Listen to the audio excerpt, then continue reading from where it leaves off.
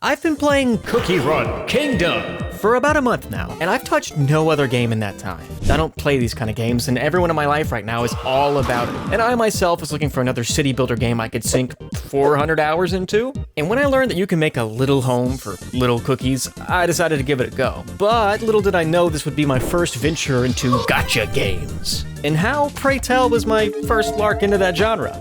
Well, This looks neat. I wonder.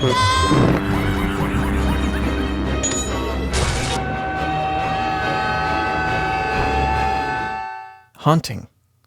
It was haunting. The welcome wagon was insane. They handed me the keys to the goddamn castle. The Dev Sisters looked at me and said, "Here's a handful of cookies that are A-listers on the wiki tier list. Oh, and here's enough XP jellies to plow ass for a third of the game. We'll see you in like 2 days when you're on your knees." I feel like I've sunk enough money to pay off a 2020 Toyota Camry.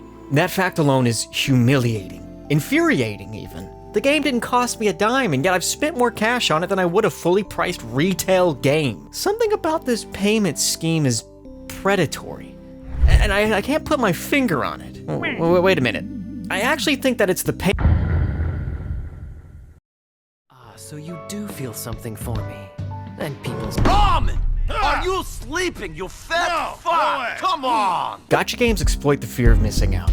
Players who have sunk hundreds of dollars have all the characters and cosmetics that you want. And if you want to get on that level, you'll likely have to shell out some money.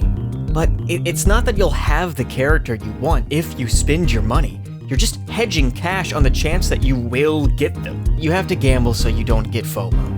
It makes a shit ton of money off of this, I'm serious. People have sunk thousands of dollars into these games, and there's no recognized haven for gacha addiction, but I think it's gonna be a pretty big problem soon. You know, cause it's gambling. On your phone. You see, the gacha model is nebulous and has no strict definition, but the principle is as follows.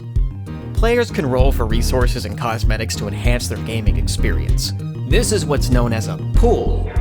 And in these pools, there are items that are essential to progressing in the game, be they baseline resources like wood, tools, or XP. Or more extraneous things like currency for more pools or more PvP passes in the game's arena. But the one cardinal sin that shall not be broken is that there shall be no unfair advantage, should ye gamble. But how the hell are these items essential? And the players who pay don't have an advantage over those who don't.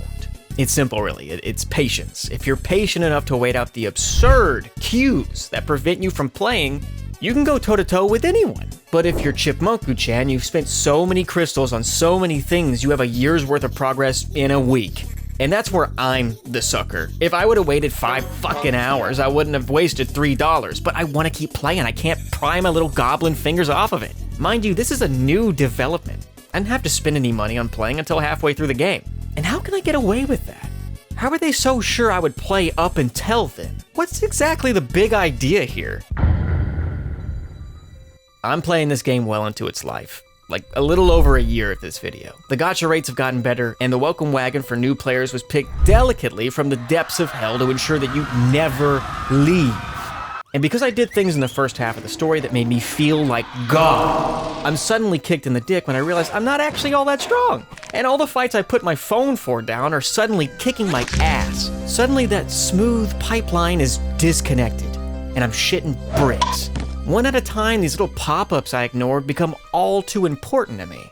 Oh, are you stuck? There's a bundle for that. Oh, sure, no doubt. Oh, you pulled a new cookie? How fun. Level him up with a bundle. Oh, real shit? So, look, I've got a plan. Spend a few days gathering resources, farming XP and soul stones, and then I'll upgrade my team. Once I've gotten rid of this power inequality in story mode, I can put along for a few more stages. Rinse and repeat.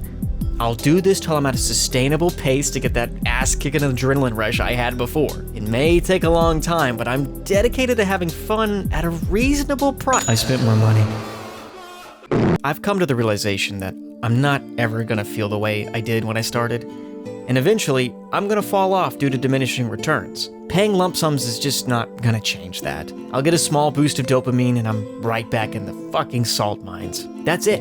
This is the hamster wheel that they designed, and I think it's more effective to somebody like me, a newcomer with an addiction, than someone who's been playing since the beginning.